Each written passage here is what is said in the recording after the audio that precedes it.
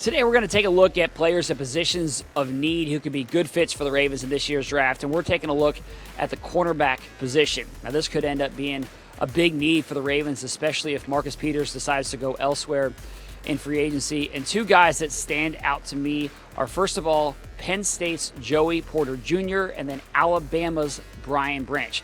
Let's start with Porter. This is a name that Ravens fans probably recognize. His dad played in Pittsburgh and had plenty of rival games against the Ravens over his career, and his son is a great player. He's been highly productive at Penn State. He has the size to be a press physical corner, 6'2", 195 pounds, and he's somebody who just got better and better over the course of his career. He's an all-conference player. Last year, he was an All-American, and he just is a super competitive, high-energy guy who seems like he would be a great fit in this secondary. You put him on one side opposite of Marlon Humphrey, you've got two big physical corners who can play press coverage, and that would do a lot for this secondary. And then the second guy is Brian Branch, like I mentioned, out of Alabama.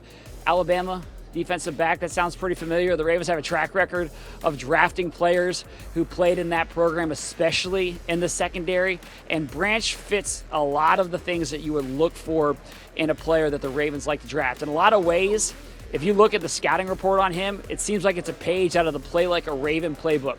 Super competitive, high football IQ, productive player over the course of his career.